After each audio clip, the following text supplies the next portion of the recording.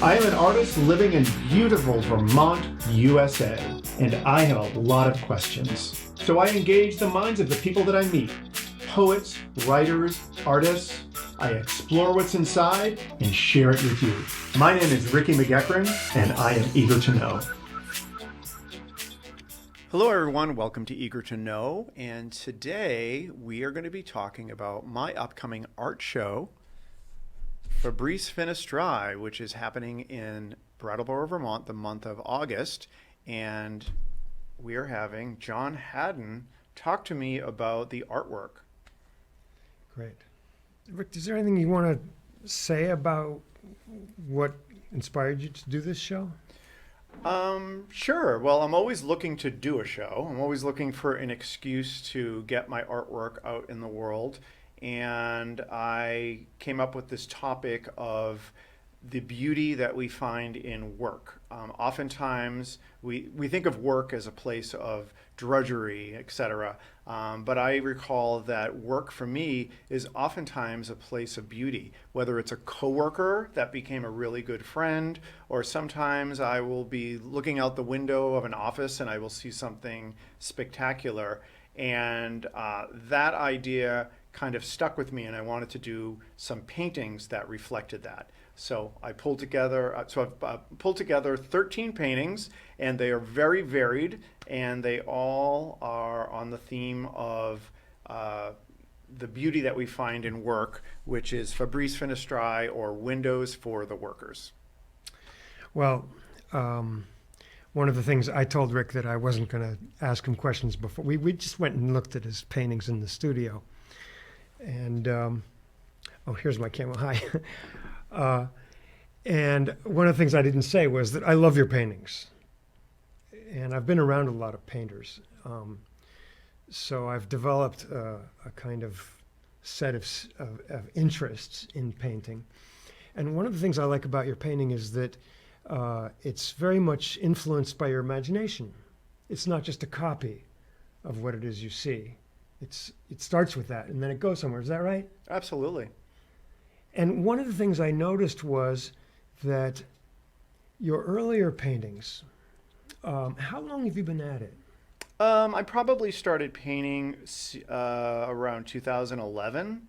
So what is that, 12 years? Yeah, okay. So would I be right in saying that it seemed to me that your earlier paintings were literally darker in hue? Like they used, it was almost, some of them were almost like black and white, almost, with faint colors here and there, and that your more recent paintings are more bright and have primary colors and sort of bright optimistically too, emotionally. What do you think about that? Yeah. Well, I know that I don't know about the color and saturation of my earlier paintings. I know the feeling of my original paintings were very serious and dark. I remember the first time I ever took my paintings to a gallery in Provincetown. I was like lugging all these paintings around, and I brought them to a gallery, and he said, these paintings are really dark. And it wasn't like it was, the subject matter was dark. I mean, they were of like buildings and structures. But I think there was something inside of me that was a dark part of me that was trying to get out. I think that's what was going on. I think at that point in my life, I probably came off as positive and happy all the time, and there was a dark seriousness that had no way of getting out. And I think that's what must have been going on. It certainly wasn't conscious. I think now I'm able to be a little bit more varied. Some of my stuff is very bright and happy, and some of it is dark and serious. Well, another thing I know about you that's changed recently is that you moved here. Yeah. From Chicago? Yeah, from Chicago. I only lived in Chicago for 4 years, but yeah, I moved here from Chicago. So that's a huge change from a vibrant and some might say a dark city atmosphere. Yeah. I know in the theater there's a lot of Chicagoans pride themselves on dark matter in the theater, Steppenwolf Theater. Yeah. And the Second City and do you think there's a kind of a parallel shift both in your paintings and in your move? Oh yeah. So I did a series of paintings I don't remember the details, but it was, oh, I did an art show called Motel, and it was all about motels, a lot of them like abandoned motels, Uh-huh. and the subtitle of the show was A Safe Place to Be Sad. Great. So obviously that was very dark. Now, Yeah. the show did spectacularly. Like Yeah. I sold almost everything and they were very well received. Uh-huh. And I didn't really think anything of it. But what's interesting is when I moved to Vermont, there was a gap between when I moved here and when I started painting. Uh-huh. And I probably had been living here 4 months and I hadn't painted at all. And I wasn't sure what was going to come out. And wouldn't you know, when I started painting, when I moved to Vermont, everything was bright colors and happy, and it was fascinating. So what accounts for that, do you think? I just think it's the energy and how I'm feeling inside. I think Yeah. deep down inside, not at a conscious level. I think oftentimes that is what comes out in the canvas. You mentioned that my paintings are reflecting my imagination. I wouldn't necessarily. I would. It's sort of my imagination, but it's definitely more my subconscious is coming out. Like there's something that Yeah. comes out that is a little bit outside of my intention. It just sort of comes out. And it's interesting that all of those first Vermont paintings, they all came out very bright because I was so happy, and everything here is so bright and positive. And not that Chicago, is all sorts of things, but I think that there was something about moving here to Vermont that I was full of such hope that I think it came out. Well, going into your studio, heading up into the attic, your attic in your studio is a gorgeous Yeah. space, and I think I said, "Wow, this must have given you a good feeling when you first walked up here." Oh, absolutely. Yeah. I mean, that's Yeah. the reason why I purchased the property. Mm. And the one thing that you didn't get to experience is I have a beautiful sound system. So I great. crank up the music. Great. And so I'm just flooded with wonderful music while I'm painting. And it's really a great experience. And you've been playing music too. Yeah, I have been. Yeah. And so, how does that has that affected your painting? It definitely, I don't know if it's affecting what comes out on the canvas. It's definitely affecting how my mind is relating to the painting process for certain. I am learning piano and I've been taking lessons, which means it's very intense. I take an hour lesson a week, and my instructor requires me to practice an hour a day. Yeah. So that means I am practicing at least 8 hours a week. Oh. And so it's a huge commitment. Yeah. That is these unique parts of your brain that are, it's very intense that you are using. And it's all about relationships and, relative nature of things. That's how notes are. It's about pattern and about, and so when I get in front of the canvas and I start painting, I can definitely feel a difference. And the other thing that's happening is when I take a break from painting, I used to go on my phone, and now I go to my piano and I'll just play piano for 15 minutes. Neat. Well, you said you were making a distinction between imagination and subconscious. Sounds like the piano work is recalibrating something in the deep part of the back of the mind, right? It's doing something. It's definitely doing something. It really, it reminds me of when I first started painting, and when you're painting and you kind of have to change the way you look at the world, because when you're capturing something in 2 dimensions in a world of 3 dimensions, you have to change the way you can't use the way you normally view the world. There's a different way that you have to look at things in order for it to work. So it kind of changes your brain a little bit, I guess. And the piano is sort of doing the same thing, but even to a more extreme level with piano. So, how could you say some more about what that change is from what you see and then what ends up on the canvas, which is a completely different? Yeah, well, I think when you are painting or drawing, and when you go, you learn this when you go to take formal training, you're looking at shapes. So you're looking at shapes of not necessarily solid colors, but you're kind of finding colors that are close and then that becomes the shape. And sometimes that isn't the shape of the object. Sometimes the edge of an object kind of blends in with its background. So when you're capturing that, you're not capturing the edge of the object. You actually have to make a shape that encompasses everything that's the same color. I don't know if I'm explaining this properly. The other thing, so that's kind of how you see the world in shapes. You also will see the world in negative space. So for instance, I'm looking at you, and there's black behind you, and there is this triangle that is formed between the side of your face and your shoulder. So if I was going to be doing a drawing of you, I wouldn't be looking at I wouldn't even be looking at the side of your head. I would be looking at that black line. That's not something you normally do when you're going through the world. So you start to see the world as like this, there's a shape by this person's head. And isn't that interesting? Which is something that you wouldn't normally do just going through the world. So now I'm going to shift a little bit, and I love Vladimir Nabokov. You know him, the writer. He was a very cultured, wealthy Russian who was exiled in the revolution. Okay. As a little boy, and so when he finally arrived in this country, he was kind of at a loss. How do I write? He was a writer and a lepidopterist, a discoverer of butterflies. Okay. But he wrote beautiful novels. And one of his earlier ones is called Lolita, which was a scandal because it's this 13-year-old girl and this older professor. And he became really interested in the writing about motels in the United States and the different signs and the neon and the way the motels are shaped. And I saw some of that in your paintings. Can you say something about what draws you to that kind of a landscape? Well, the motel stuff in particular, I just remember when I was a kid, we grew up with like no money, so we never went on vacation. But I remember we would go to like drive through New Hampshire, and I remember seeing all these old motels with the pool in front and the neon sign, and it just seemed like the most luxurious thing to be able to stay there.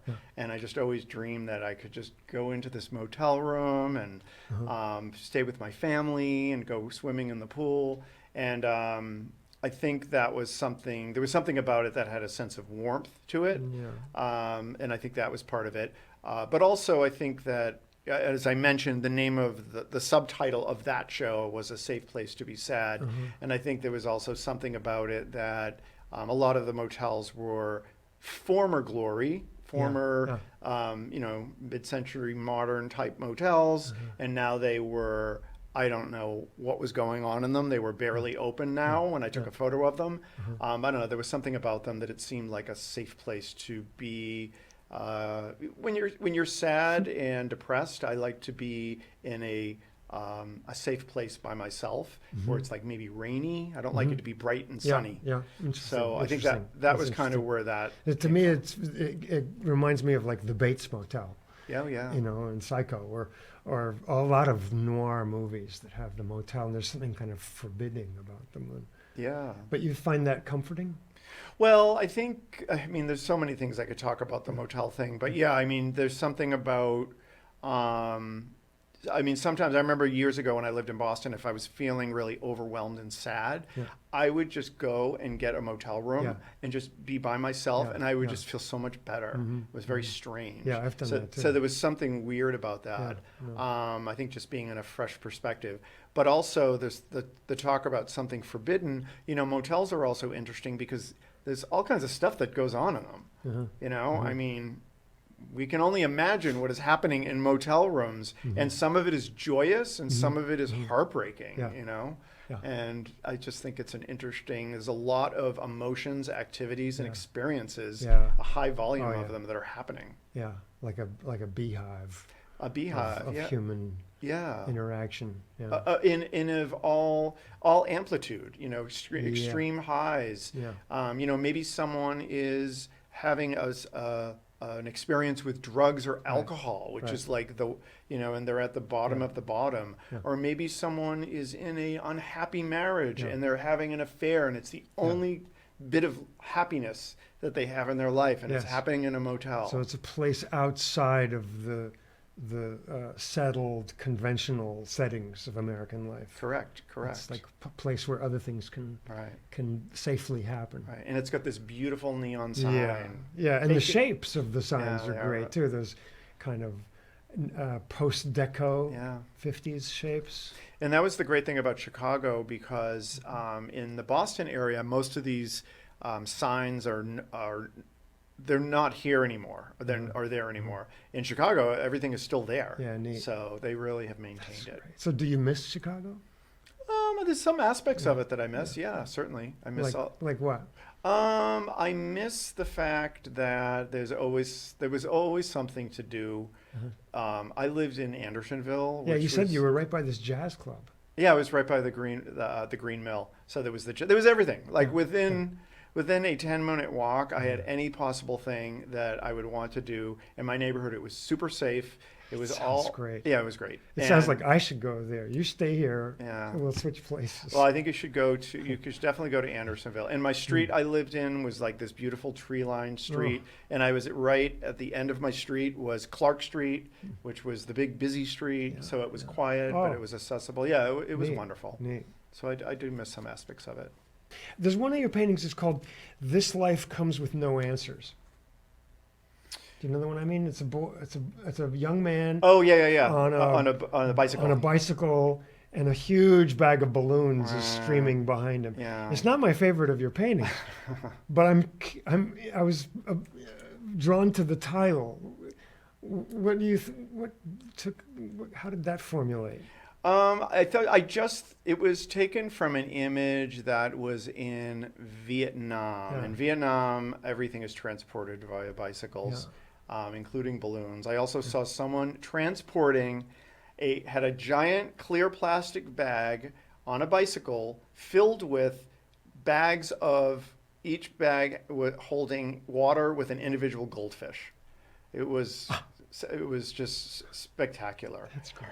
I don't know. There was just something about it I felt like this person had a problem, and he came up with a solution.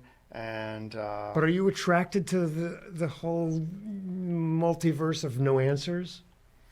I'm comfortable with it. Yeah. I'm definitely comfortable with it. Yeah, I'm fine. More comfortable than answers, or balance. Well, I would like answers. yeah, I think as you I look get, for answers. I'm open to the answers coming. I don't necessarily search for them. But and as I get older, I'm realizing, well, sometimes some things just don't have answers. And that's okay. I will live. Honor the unknown. Life goes on. Yeah. It's a big world out Okay, there. and who is Leon? Leon is he's a person. This is a guy. He's a person. It's a very interesting painting of a man, Yeah. middle-aged, maybe a little bit younger than middle-aged, like seems to be dancing. Yeah. So what he's on the doing sidewalk. it's from a photograph. He's got all these interesting muscle. Yep, he was trajectories he was a young guy that I met in Provincetown. That was an image that was from a photograph that I took on Commercial Street in Provincetown. And someone, those little snappy things that you throw down on the ground. Yeah. Someone was throwing them at him, and he was jumping up in the air. And I snapped this photograph. And Leon is super handsome, and he's really young. He was probably 21, but he had like this 70s gravitas. This maturity about him, and he was so handsome. Yeah, and it was a great. It's a great picture. painting. Yeah, thank you. Yeah, I love that painting. Some of your paintings, your more recent paintings, are simpler in terms of broad strokes and big colors and simple shapes. Yep. And I thought, oh, that's really cool. I'm a big fan of primitive art. Yeah. Sometimes it's fantastic, like Rousseau. I mean, but some of primitive artists are also incredibly meticulous and detailed, like trees that have every vein, and leaf.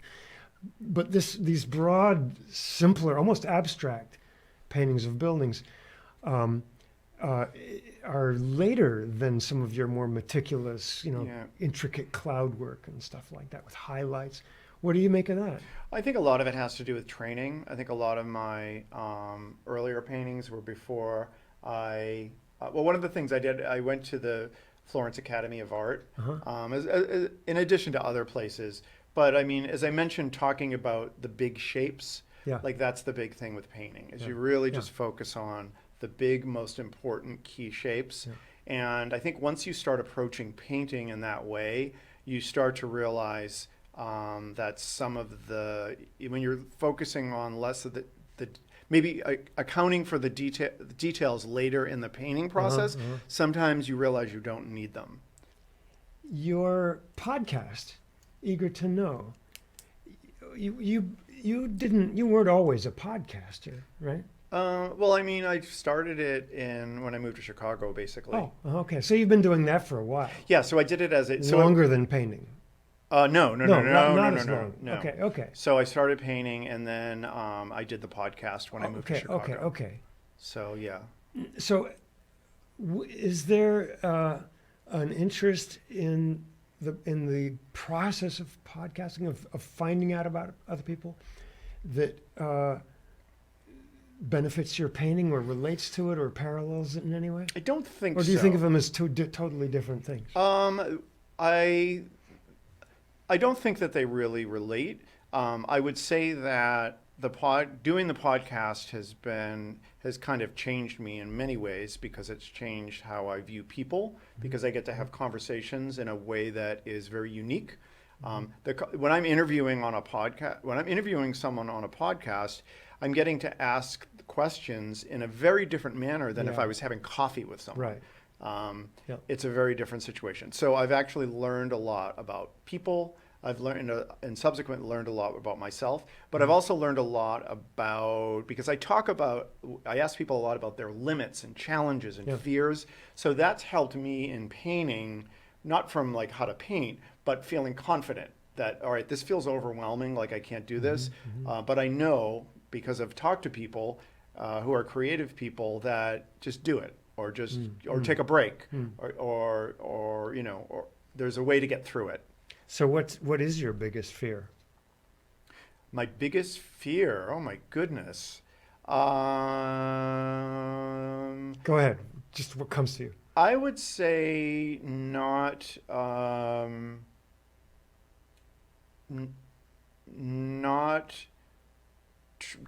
trying new things. I don't want to look back and say, I'm less afraid of failing at something. I'm much more afraid of looking back and saying I never tried something. So, of course, failing doesn't feel great. It certainly doesn't feel great. Yeah. But I love... But you learn a lot from You learn a failing. lot, and I love Yeah. trying new things. Yeah. I love doing new things. And what is the biggest source of your feeling good about things?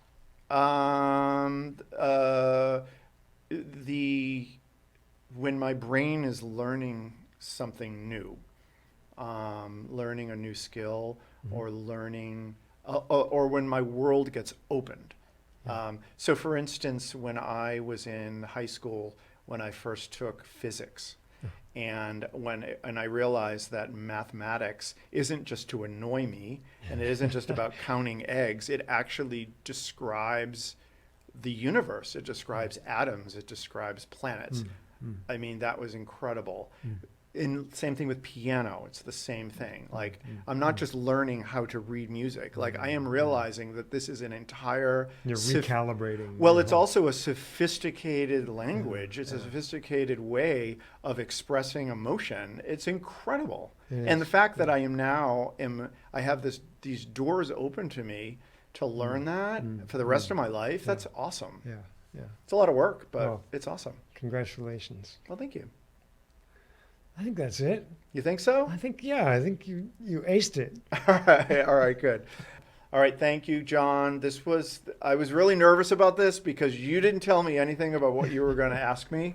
So yeah, I feel good about this. Good. And again, people, this is the show all the month of August in Brattleboro, and opening is August 4th, and it is at well, it's 57 Elliott Street, but it's 18 Harmony Place is the entrance that we're using. And they are beautiful paintings. Oh, well, thank you.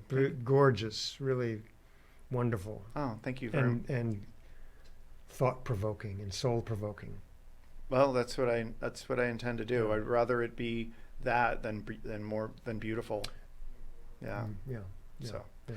all right. For additional details, rickyartist.com. And thank you, John. You're welcome. Pleasure. My name is Ricky McGuckran, and you have been listening to Eager to Know, the podcast. If you haven't already, please go to Apple Podcasts and subscribe, rate, and review this podcast. Join me next week for another Eager to Know podcast.